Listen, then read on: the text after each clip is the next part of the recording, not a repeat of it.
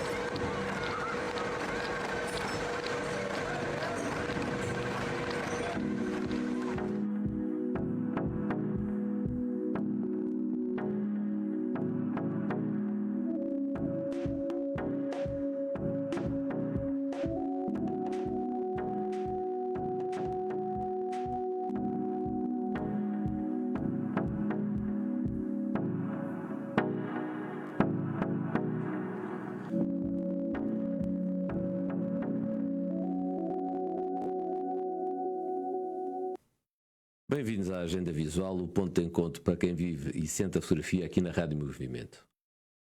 Aqui, quinzenalmente, trazemos até si as melhores iniciativas ligadas à fotografia em Lisboa e por todo o país, com novas propostas e convidados especiais que partilham connosco as suas experiências e projetos. Hoje o nosso convidado especial é o Rui Prata, programador cultural, curador. Obrigado, Rui, por aceitares o nosso convite e bem-vindo aqui à Rádio Movimento. O Rui vai falar nos seus projetos mais recentes, depois vamos falar um bocadinho do seu passado e olhar para o futuro também. Normalmente eu estou aqui sempre acompanhado por 4 magníficas fotógrafas, a Ana Baião, a Ana Brígida, a Céu Guarda e a Clara Azevedo. Acontece que desta vez a Ana Brígida estava, por motivos profissionais, não pôde estar presente e por isso estamos aqui nós os dois a acompanhar-nos, mas mandamos beijinhos para elas aqui da Regi. Antes de arrancarmos para a primeira parte da conversa, eu quero fazer uma breve apresentação do Rui. Nasceu em Sesimbra em 1955, é licenciado em História pela Faculdade de Letras da Universidade do Porto e mestre em Estudos Museológicos e Curatoriais pela Faculdade de Belas Artes da mesma universidade. Concluiu ainda uma pós-graduação em Estudos Artísticos na Escola Superior Artística do Porto. Entre 1980 e 1998 foi professor no ensino secundário, onde também desempenhou funções de direção. De 1998 a 2014 foi técnico superior e assessor principal na Câmara Municipal de Braga, onde dirigiu o Museu da Imagem. Em 1987 cofundou o Festival Encontros da Imagem em Braga, que dirigiu até 2013. E mais recentemente, em 2019, criou o Festival Imago Lisboa, do qual é diretor artístico. E é sobre o Imago Lisboa que vamos agora falar. O tema desta 7ª edição, já vai na 7ª, por isso já tem aqui um bom historial. O tema é quebrar o silêncio e caminhar juntos. Pretende convidar à escuta e à partilha, no momento em que a convivência entre culturas e experiências se torna cada vez mais necessária e urgente. Rui, fala-nos lá aqui dos trabalhos, dos artistas e deste grande programa que é esta 7ª edição do Imago. Boa noite a toda a audiência da Rádio Movimento. Obrigado, Bruno, por este convite que permite também exatamente falar da 7ª edição do Imago Lisboa. Portanto, o conceito, a ideia geral do Imago associa-se também de uma forma, enfim, mais lata à função social que a fotografia tem. Para além, digamos, de privilegiarmos prioritariamente o lado estético da imagem, importa também, e na medida em que a fotografia é um instrumento, uma ferramenta de trabalho muito interessante para refletirmos em torno de questões atuais da sociedade.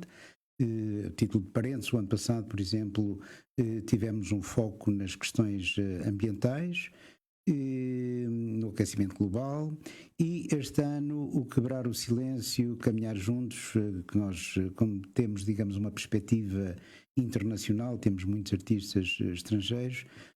Colocámos o título em inglês, Breaking the Silence, Walking Together.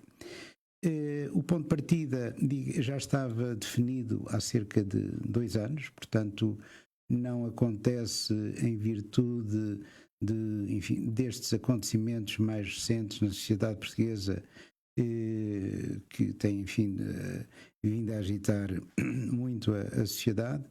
Ele acontece exatamente com uma necessidade que nós sentíamos já de procurar uma melhor integração, uma melhor aceitação, porque Portugal sentia-se, Lisboa particularmente, está a mudar muito, a necessidade de mão de obra imigrante, mão de obra estrangeira para colmatar a falta de mão de obra nacional, e portanto achámos que seria um tema interessante de abordar.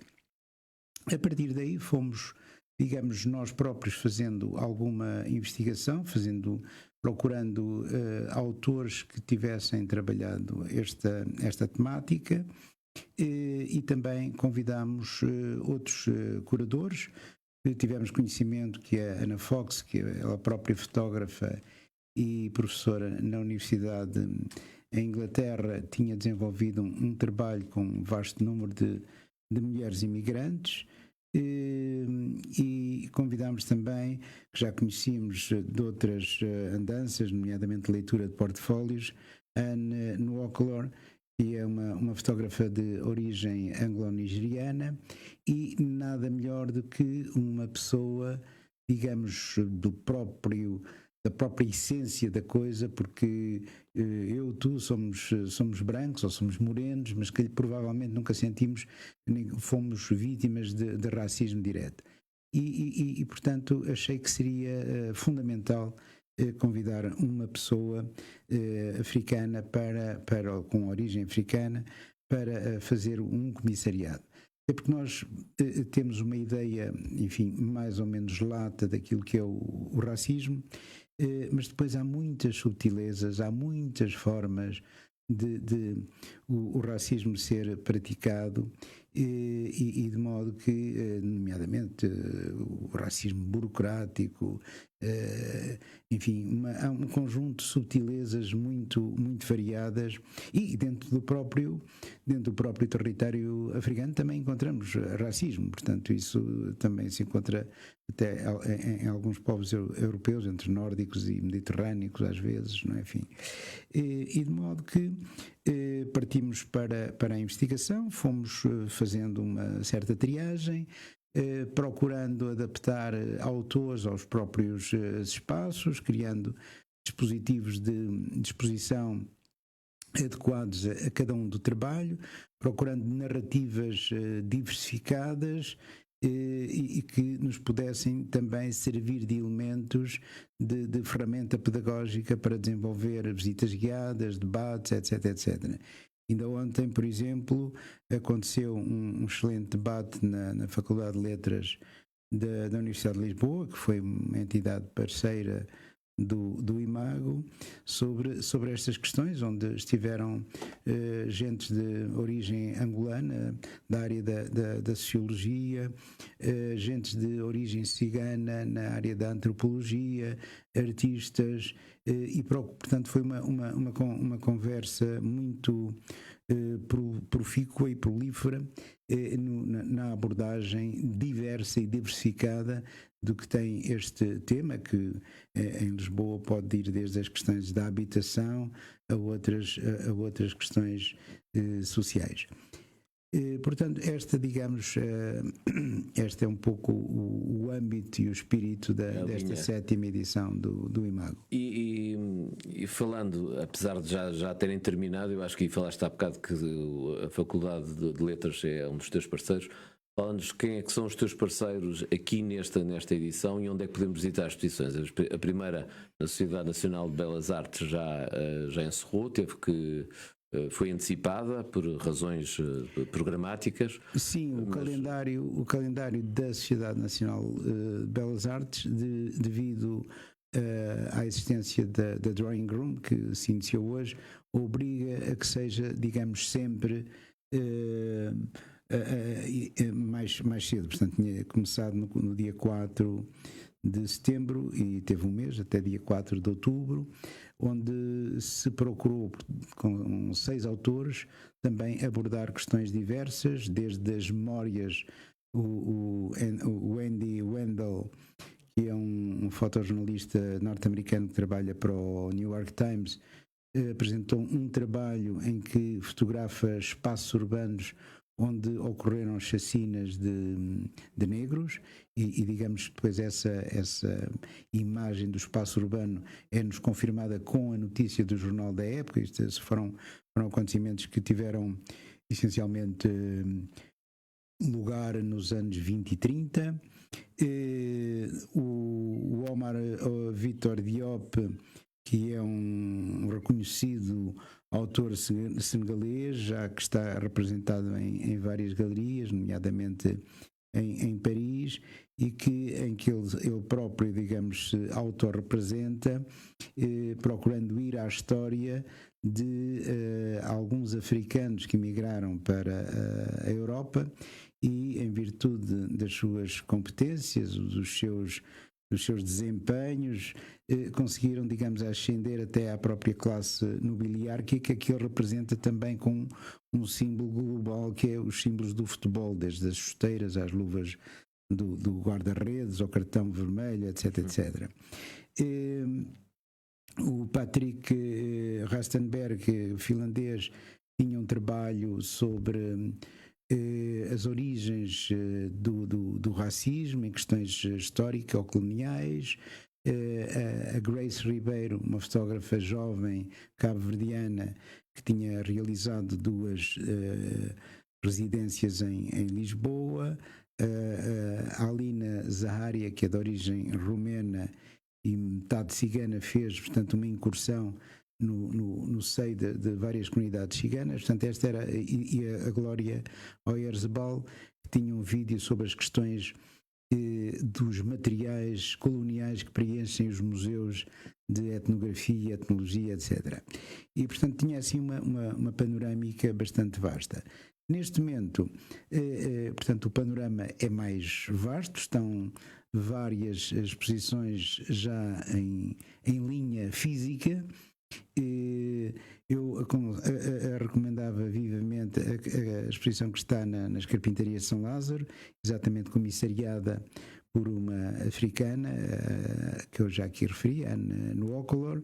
Depois temos na Galeria de Santa Maria Maior também uma autora anglo-nigeriana, do Mali, Fatoumata Diabaté, que emigrou para a França e que tem feito um trabalho de integração através da fotografia, e cá está, uma vez mais, a fotografia como fantástico instrumento de inclusão e inserção social, que liga, por exemplo, esta questão com a exposição que está nos Jardins do Bombarda, nomeadamente aquela que é organizada pelo MEF, pelo Movimento de Expressão Fotográfica, que vai ao encontro da comunidade cigana e a partir da fotografia procura secar histórias de visibilidade a essa comunidade, e o projeto Orquestra, realizado pelo Ricardo Bento, em que a Orquestra Geração, com o apoio da Gulbenkian, integra jovens através da música. Portanto, a fotografia é também, além da música...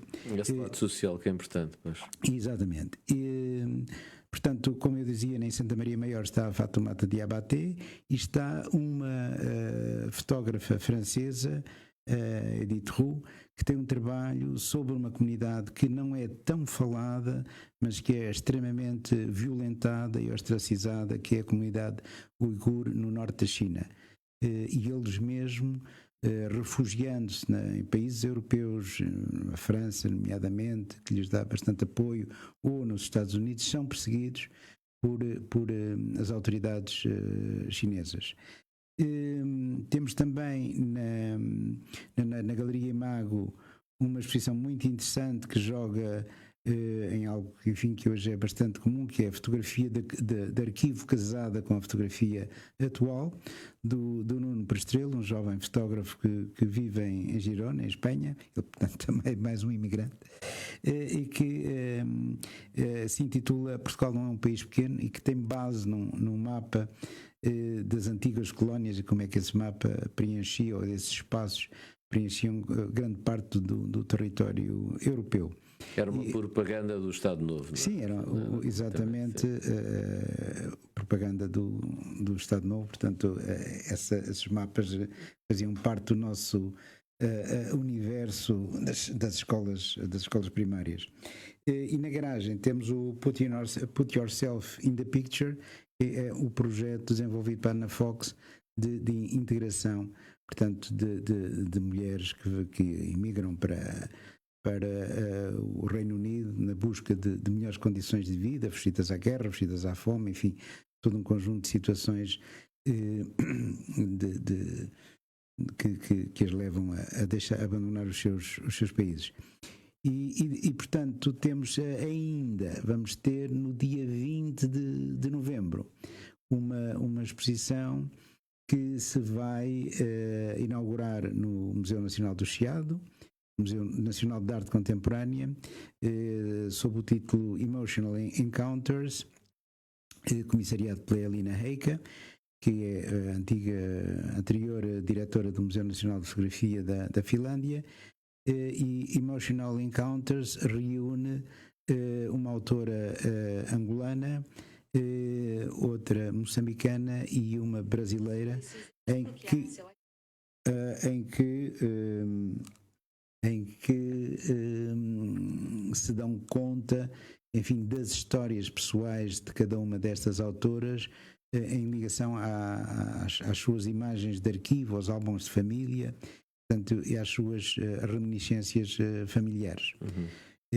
Portanto, basicamente... Esse é o ponto, a linha de cruza estas três exposições que inauguram no MNAC, com curadoria da Elina Heika, não é? Exatamente, portanto tem essa ligação com arquivo, fotografia de arquivo, com memórias de família. Eu não vou desvendar aqui algumas histórias que são bastante interessantes. Portanto, a Yasmin, que o pai, portanto, como militar, conhece a mãe em Moçambique, a história que se desenvolve, o passado da Aline Mota, brasileira, ligado à escravatura, e também da Sofia Yala.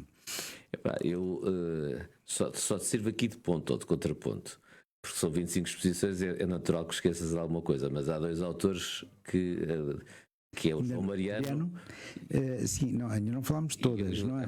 Portanto, aliás, não é só, ainda digamos dentro do programa Breaking the Silence, não falámos da exposição que está na Procurarte, do Augusto Brásio, e que enfim, é um retrato da transformação de um bairro mítico, que é a Reboleira, e portanto todas as transformações que se deram e que se têm vindo a dar nestes espaços. A Reboleira é um dos exemplos da ausência de uma política de habitação, uma política urbanística bem estruturada numa cidade como Lisboa e noutras cidades do país. Além disso, temos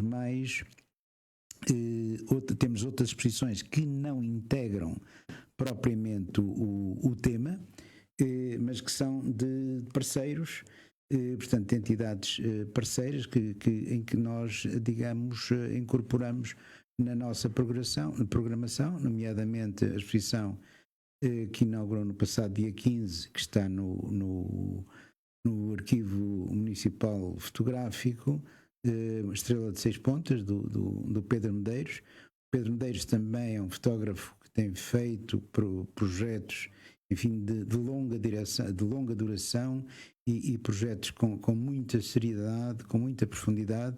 Este é realizado na cadeira penitenciária de Lisboa, e, portanto, ao pensarmos nisto, deveremos pensar também na dificuldade não só de vencer as barreiras burocráticas com o Ministério da Justiça, mas também depois as barreiras humanas de captação da cumplicidade das pessoas que são fotografadas. Temos também no Museu da Água um trabalho muito interessante do João Mariano, que se chama Estiagem, e que faz todo o sentido ter sido apresentado num espaço porque tem a ver com água e que tem a ver com a seca no Algarve. E também numa parceria com a XYZ e a Photo Off de Roterdão, temos no piso inferior das Carpintarias de São Lázaro um trabalho feito sobre, de uma forma mais metafórica, não temos corpos, é um trabalho feito a preto e branco, sobre a guerra na Ucrânia, da Iana Kononova. Sim, que acabou de lançar o livro dela. Exatamente. E, bom, falámos de 25 exposições, é curto conseguir falar isto tudo, mas vamos agora só um bocadinho falar, olhar um bocadinho para o teu passado e andar um bocadinho atrás do tempo. Primeiro, já nos conhecemos há tanto tempo, mas ainda não percebi porquê esta ligação tão profunda à fotografia, como é que ela nasce, essa ligação à fotografia? Porque tu passas para o Museu de Imagem quando estás Sim, já estou numa fase adiantada da minha. Portanto, a minha ligação à fotografia surge por volta dos... Bom, meu pai fazia fotografia amadora. E o meu avô materno, eu deveria ter os meus 14 anos, deu uma máquina fotográfica e eu passava muito tempo em Sesimbra, embora vivesse aqui em Lisboa, mas os fins de semana normalmente eram passados, portanto, o inverno, as gaivotas, enfim, aquela fotografia quase próxima de um certo pictorialismo, dava-me imenso gozo de fazer, para além dos retratos dos amigos e não sei o quê.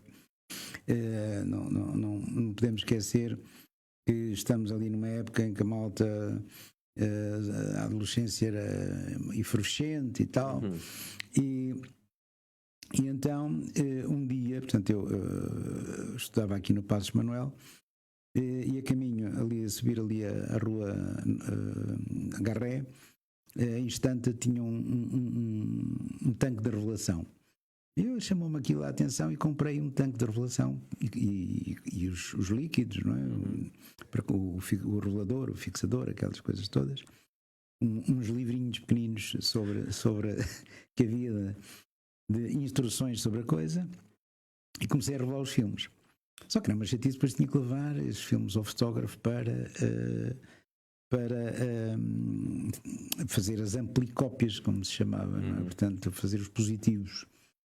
E passei lá na dita loja para ver os preços dos ampliadores, etc. E se a memória não me falha, havia um que custava à volta de 1000 e poucos escudos na altura, o Meopta.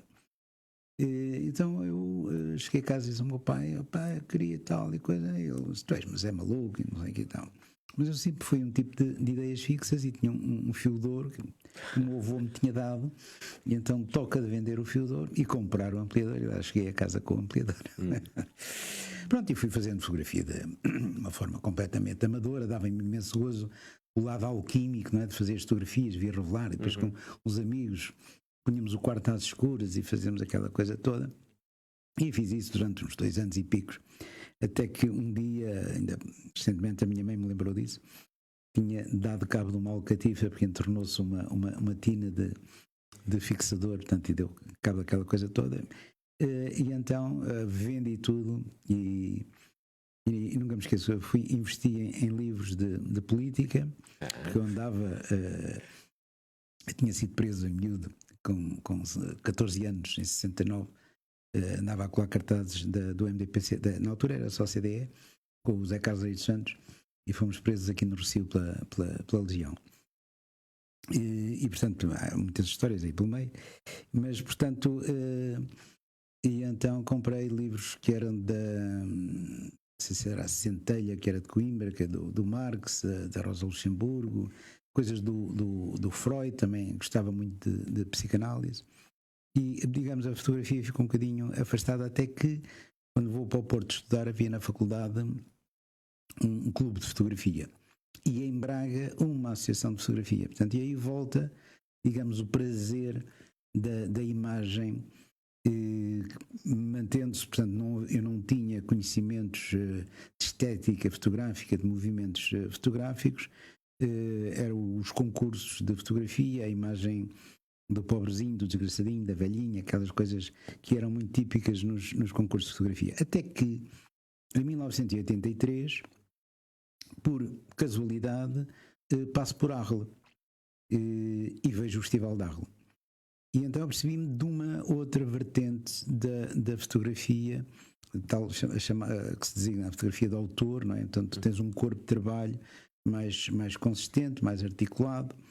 E então voltei para Braga com a ideia de mais 2 amigos que faziam parte da antiga Associação dos Encontros de Imagens, que lançaram, que era a AFCA, que era uma coisa que tinha sido criada em 68 ou 69, que era a Associação de Fotografia e Cinema Amador de Braga, e que tinha, portanto, fotografia e cinema, era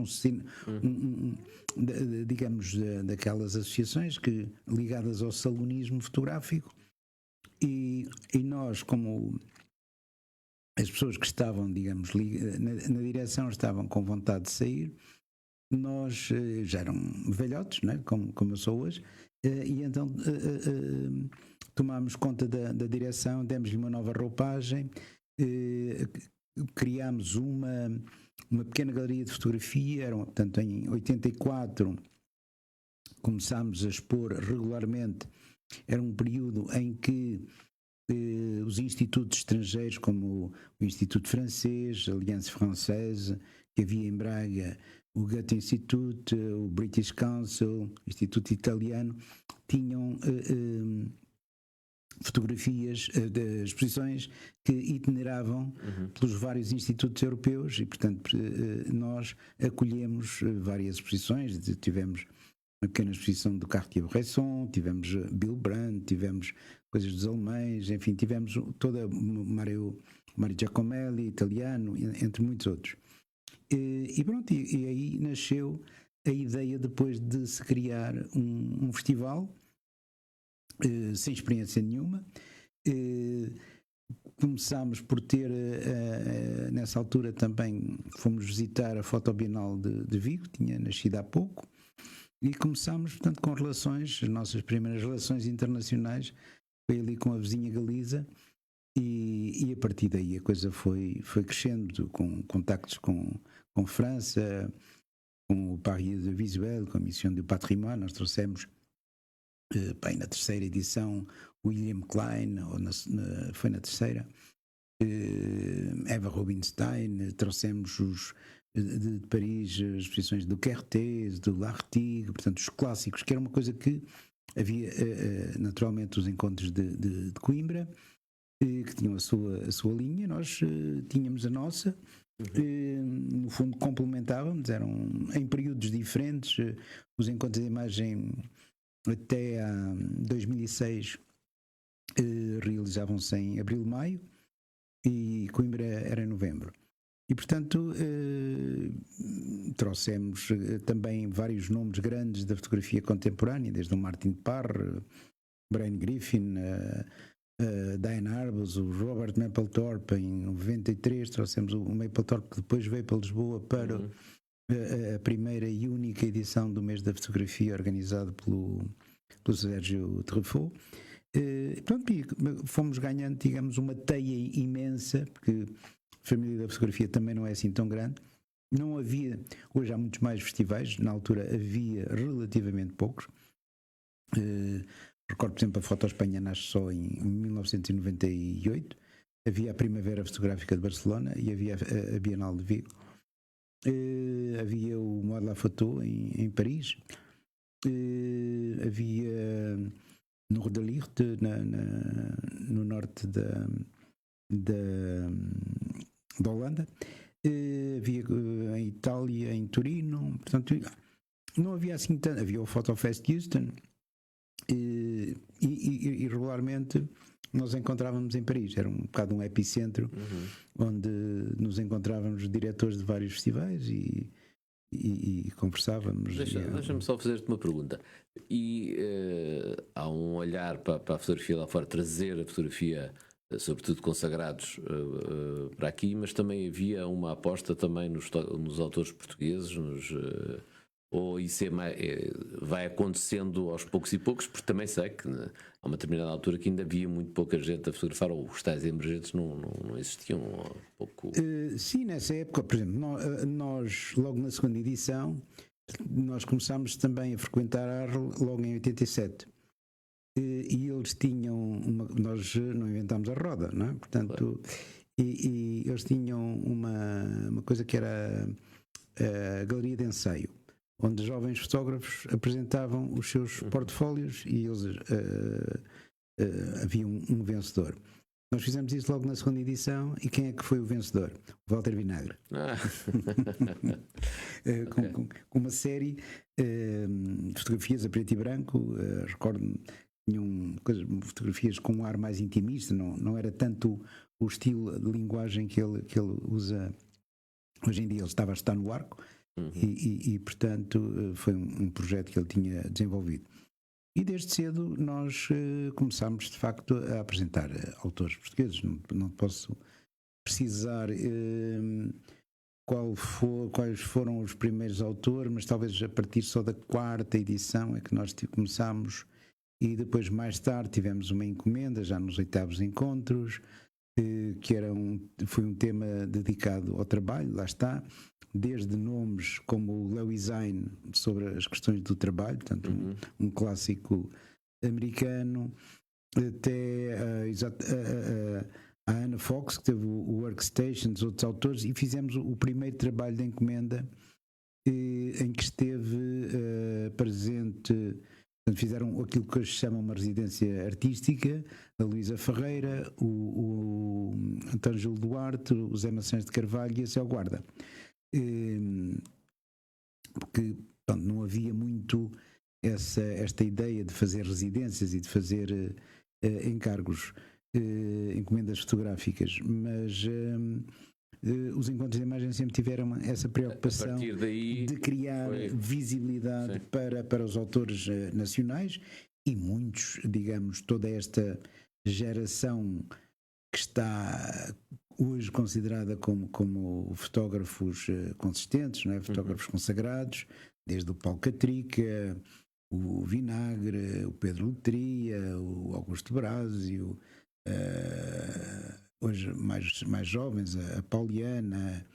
E, portanto, fizemos 3 exposições na altura com a câmara foto, já nos anos 2000, mas anteriormente a isso tivemos muitos autores portugueses, e todos, o André Cepeda, o Pedro Cortes, o Príncipe, o Virgílio Ferreira no Porto, enfim, tivemos sempre, foi sempre uma das nossas preocupações, foi poder constituir também uma plataforma de difusão e de apoio aos fotógrafos nacionais, até porque nós éramos visitados por vários diretores, curadores estrangeiros nessa altura, e lembro-me que levámos à Bélgica, a Liege, uma série de autores estrangeiros. Hoje alguns estão menos ativos, estão sempre a recordar, entre muitos, do Bruno Santos, que hoje que dá aulas na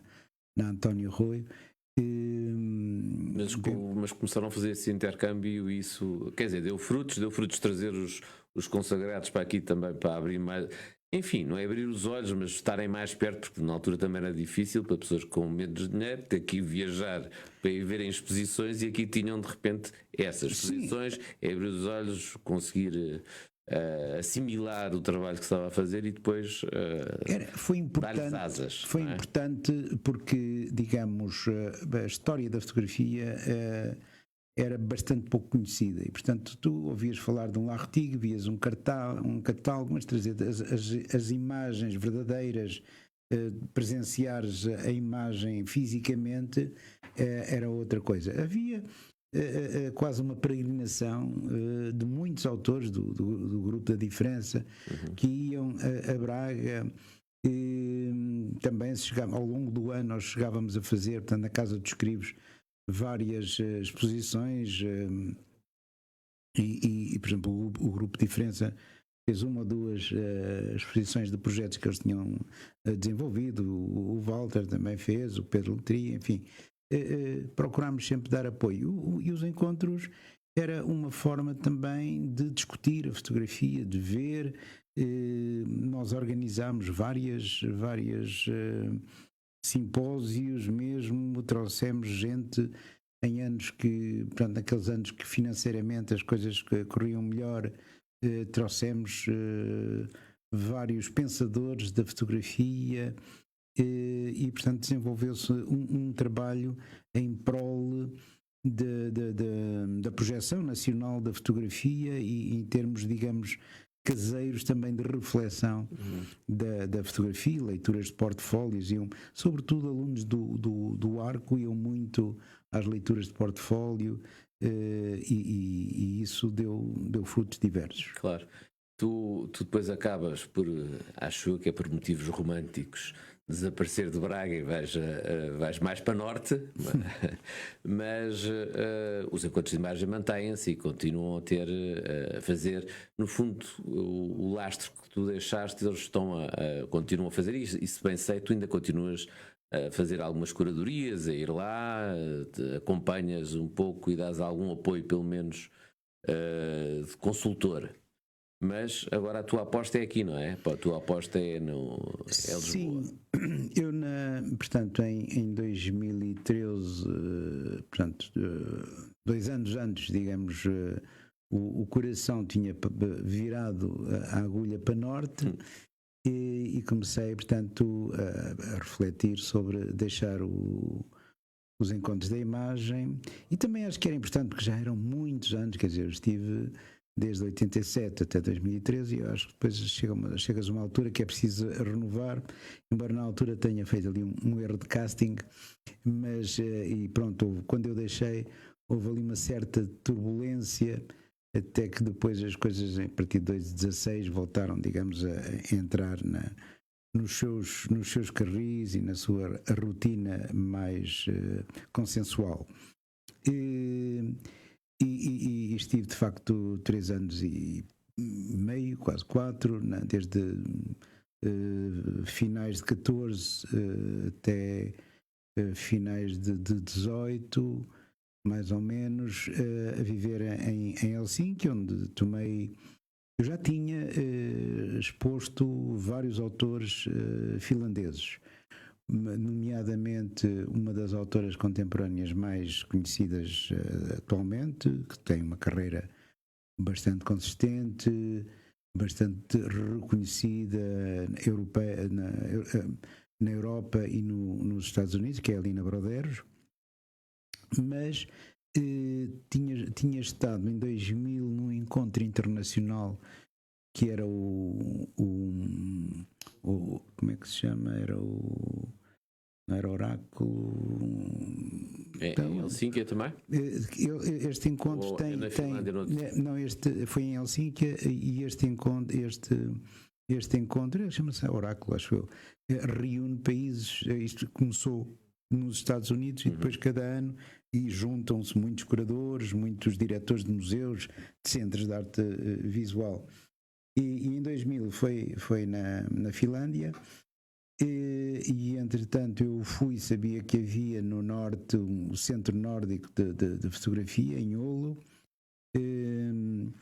Conheci lá, portanto, tinha o contacto da diretora e fui lá, portanto tomei conhecimento, na altura também com a curadora-chefe do Museu de Fotografia, esqueço-me agora o nome dela, Pirkko Siitari, relembrei-me, e fizemos durante 2 ou 3 anos um intercâmbio grande com fotografia finlandesa, com apoio também, portanto depois isto também é importante, claro. Os apoios estatais ou de organizações pró-governamentais que financiaram a vinda das obras e dos autores finlandeses.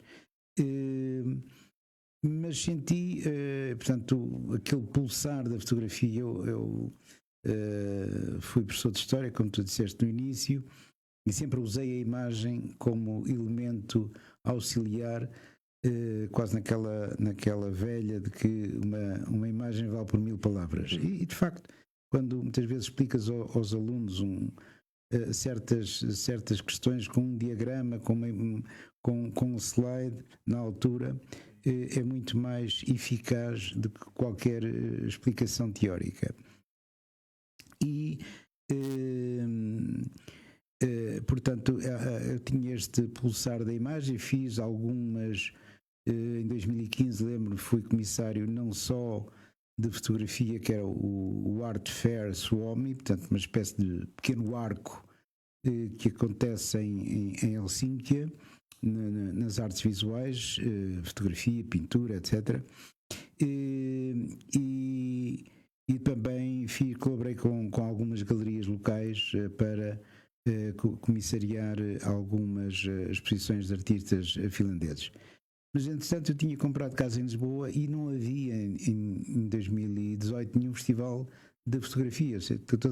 Praticamente todas as capitais europeias têm um festival de fotografia e na altura já estava bastante entediado com o inverno finlandês e com a pouca atividade. Eu cheguei a tentar criar um festival de fotografia em Helsínquia, que tinha um conceito até muito exterior, utilizando contentores marítimos, porque os espaços são muito caros, e então tinha entrado em contacto com uma empresa de contentores que nos forneciam 12 contentores daqueles grandes de 12 metros, eram colocados no parque, utilizávamos também os gradeamentos do próprio parque, mas depois não se conseguiu obter o financiamento total e a coisa morreu. E então, quando eu penso, ok, estou saturado disto, e vim falar com a então vereadora da Cultura, a doutora Catarina Vaz Pinto, que acolheu a ideia. Portanto, nós falámos em 18 e arrancámos com o festival em 2019, e com altos e baixos financeiros, sobretudo. Estas coisas na cultura são complicadas, como tu sabes.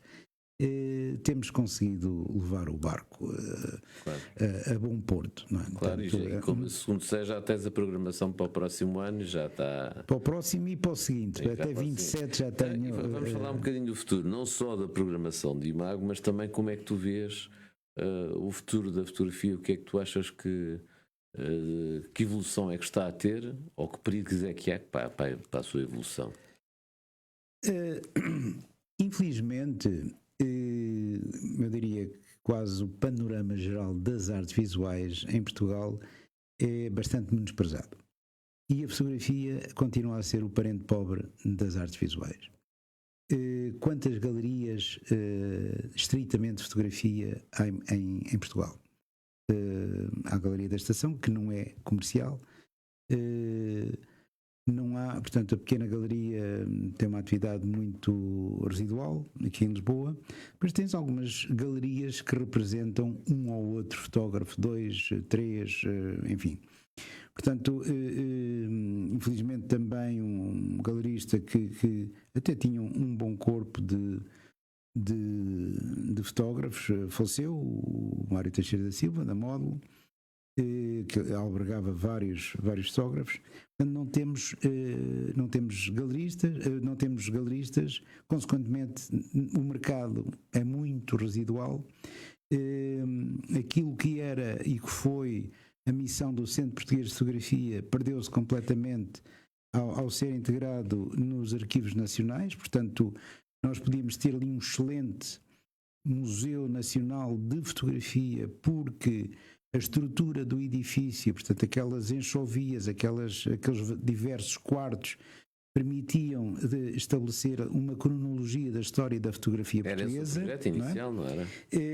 Depois podias ter mais 2 salas lá em cima de exposições temporárias, mas tinhas ali, digamos, a matéria-prima existe, não é? Portanto, o Centro Português de Fotografia quer depositado no Porto ou quer depositado na Torre do Tombo, em Lisboa.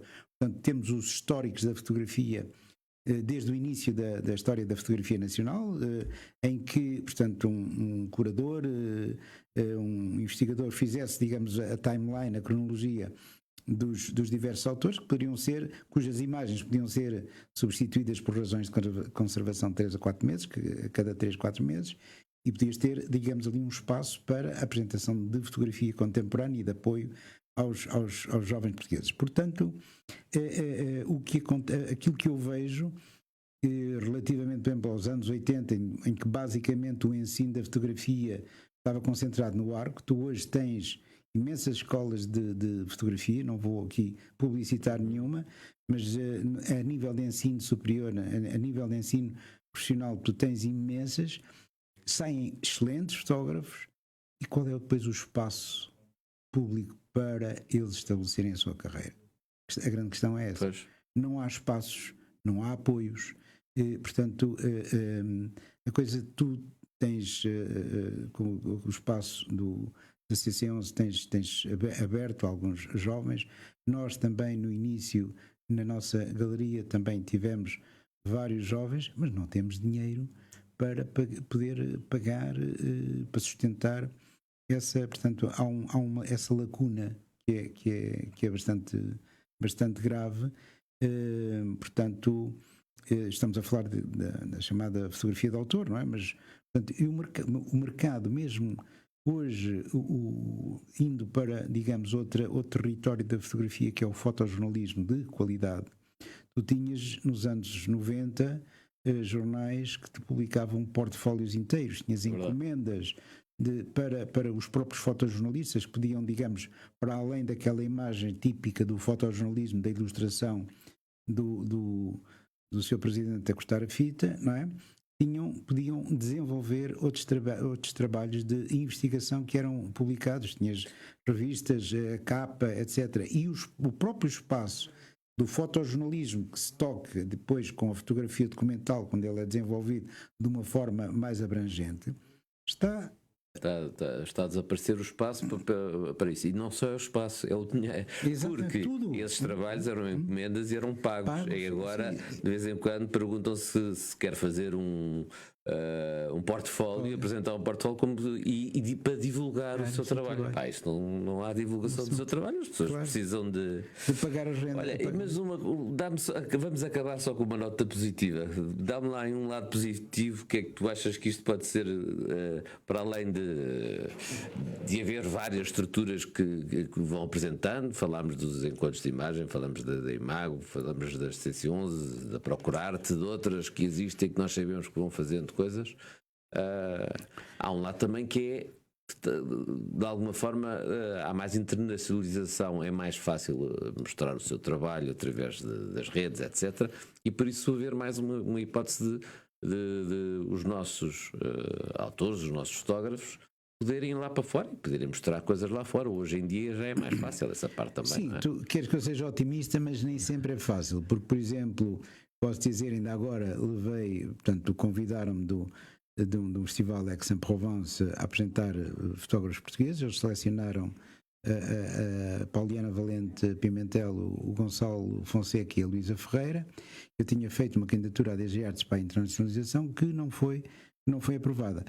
Mas aquilo que se sente e que se vê é que, cada vez há um número maior de autores, e há autores que vão conseguindo, digamos, conciliar alguns trabalhos comerciais com a sua carreira autoral. Eu julgo que, portanto, todas estas instituições, todas estas organizações, como o Imago, como a CC11, como a Procurarte, enfim, como outras organizações, temos que congregar esforços no sentido de criar um mercado de colecionadores que possam sustentar alguns jovens autores. Não é? Muito bem. Olha, Rui, muito obrigado, nós já chegámos, isto é rápido. Nós, como sempre, pedimos que o convidado nos sugira uma música. Tu sugeriste Mudam-se os tempos, mudam-se as vontades de José Mário Branco. e por isso, mais uma vez, obrigado por teres aceito ter vindo cá, ao nosso apoio técnico ao Zé, e nós marcamos novo encontro daqui a 15 dias. Até lá, boas descobertas. Muito obrigado também, muito obrigado. E a razão de ter escolhido este álbum, que ele tem, cumpre-se os 500 anos do Camões. Este é um poema de Camões. O disco do Zé Mário Branco é um disco fantástico, me marcou muito. Já começou. Deixa estar. Vamos ouvi-lo. Mudam-se os tempos, mudam-se as vontades, muda-se o ser, muda-se a confiança. Todo mundo é composto de mudança, tomando sempre novas qualidades. E se todo mundo é composto de mudança, troquemos as voltas que ainda o dia é uma criança.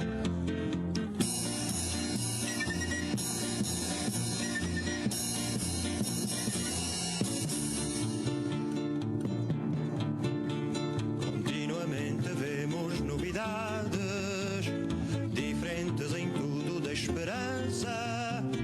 Do mal ficam as mágoas na lembrança, e do bem, se algum houve as saudades.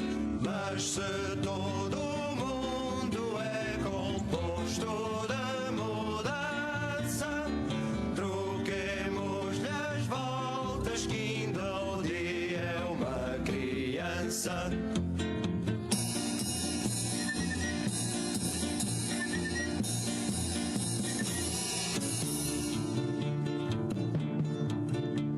O tempo cobre o chão de verde manto, que já coberto foi de neve fria, e em mim converte em choro doce canto, e em mim converte em choro doce canto. Mas se todo mundo é composto de mudança, troquemos as voltas que ainda o dia é uma criança.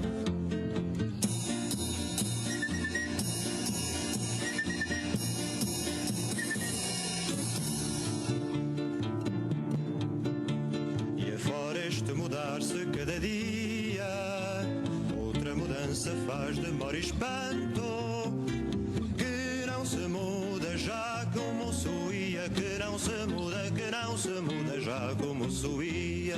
Mas se todo mundo é composto de mudança,